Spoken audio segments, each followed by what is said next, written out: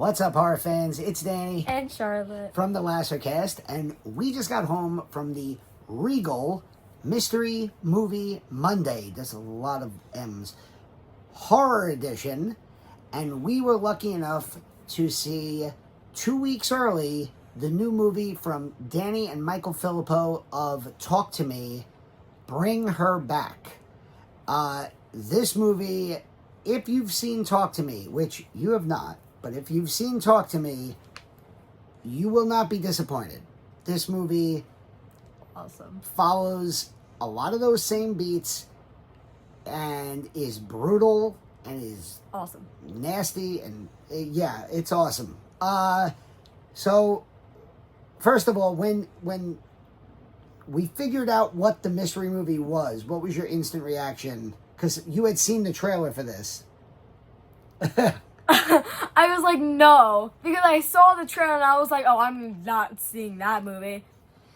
Yeah. Your instant reaction reminded me of your instant reaction to Smile. You I watched the very beginning of Smile 1, where like the first thing, and I was like, yeah, it's like, the trailer for a horror movie is good when your 14-year-old daughter, who is getting way too cool, starts to inch closer to you in the movie theater. There were moments in the movie where I was holding my ears at every point of that movie, to the point where my hands physically hurt when the movie ended, and I was like, ow, why do my hands hurt? Oh, maybe because I've been like this the whole movie. I also felt really bad because I needed to go to the bathroom in the middle of the movie, and I actually was like, are you going to be okay? And he left me at a very good part. So she was like, yeah, hurry up. And I was like, okay, I could have held it in if you were like, go. No, I was fine. Yeah, I kind of thought the moment nothing... I left, it was a calm moment. Nothing we're not going to give you any spoilers. This movie does not even come out until May 30th. It's May 19th. Yes, as we're filming. This video is going up on Tuesday, the 20th. The 20th. I just released a short, so if you don't want to watch a 8 to 10 minute review when we're done, you could just watch 60 seconds of me telling you that this movie is awesome. But Charlotte and I both really liked it. The movie that it reminded me the most of, outside of Talk to Me, which, again, I think the only reason it reminded me of Talk to Me is because I know the filmmakers, and it does have some elements of possession, and there are some violent moments and gory violence that reminded me of certain scenes in Talk to Me. But there are a couple shots in this movie that are very much inspired, or at least to me, felt like they were inspired by Hereditary. It was very Hereditary coded. And that goes a long way with Sally Hawkins, who I've loved Sally Hawkins for a long time. She was the mom, right? Yes. Okay. She should have gotten an Oscar for The Shape of Water. The movie won Best Picture, Best Director. It's a Guillermo del Toro movie. Pan's Labyrinth. Oh. Yeah. And the movie is about her, and she was nominated, but she didn't win, and it annoys me. But nominations still count. Yes, I know. Demi Moore, substance.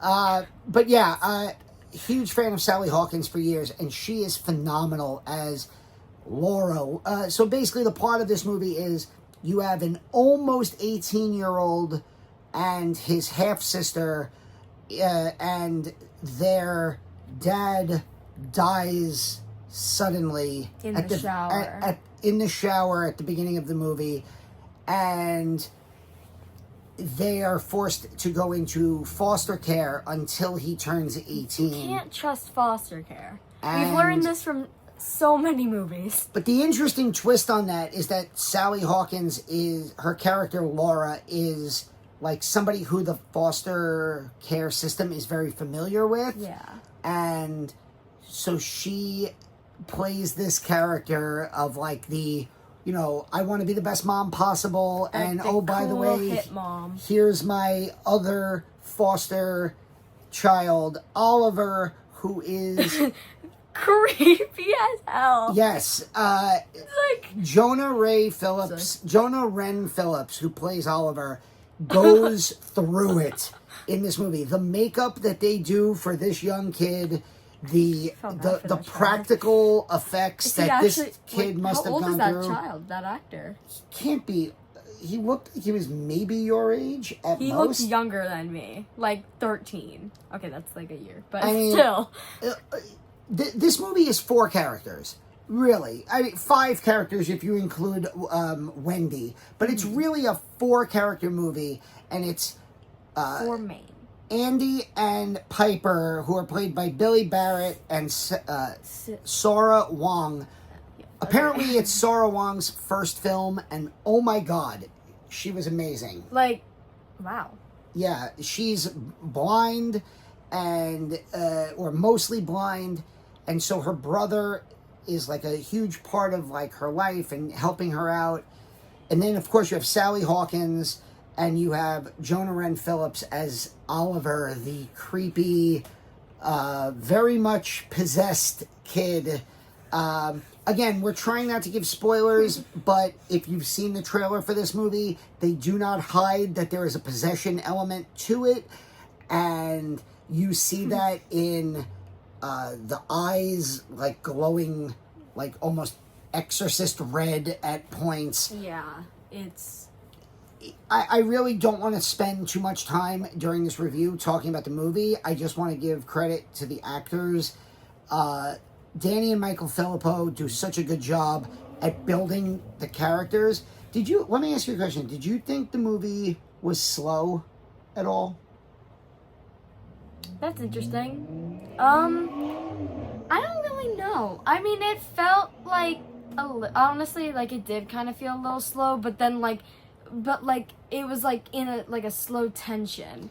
Like, yeah. Really, like slow, but, like, you can tell it's, like, slowly building up, so it didn't feel as slow. Yeah. So that's what we call, That's what we call. That's what is called, like, slow burn. So there's a very big difference. A lot of times people use that phrase as, like, a code for, it's really boring.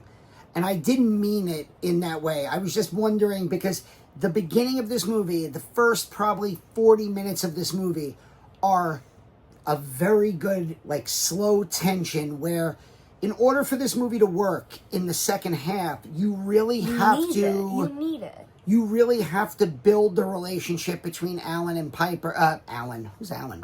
Andy and Piper, the siblings. You have to build Laura, the character Sally Hawkins plays.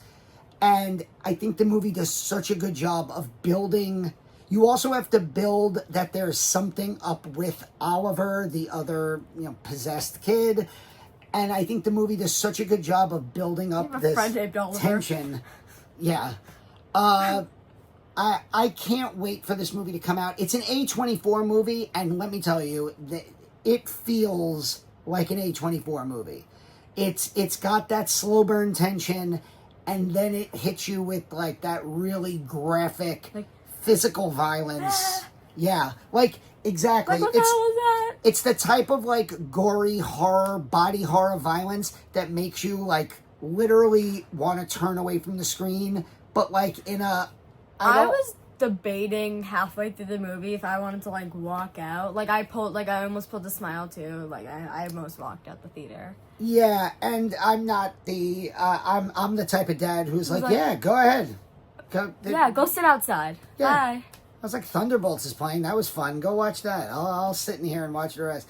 But, hey, this is the second time we've done the Regal Mystery Movie Monday. The last time was Sting. Yes. Which was a spider. Yes. Was a spider horror movie. That was pretty good. I actually liked Sting. Yeah, that was, like, surprisingly good. This movie, was not surprisingly good. No, because... It was just amazing because it wasn't shocking. Yeah. Like, I knew it was going to be good. We saw the trailer for this, like, literally when did we see Final Destination Bloodlines? Friday night. Yeah, so... And we filmed it Friday night. Yeah, so, like, we saw the trailer for this movie 3 days ago in the theater, and she was like, oh boy. And when the movie started, she had that look of like, oh no. And I got really scared because I used the bathroom and I was like running, like I was like in slow motion, and then I was like, oh shoot, the movie started, but it was like just the two directors talking, and they were like, I hope you enjoy. What was it? Bring her back. Yes. Bring her back. Yeah. We keep forgetting the name. I happen to. This is the third time overall I've done the Regal mystery movie, and what was the first?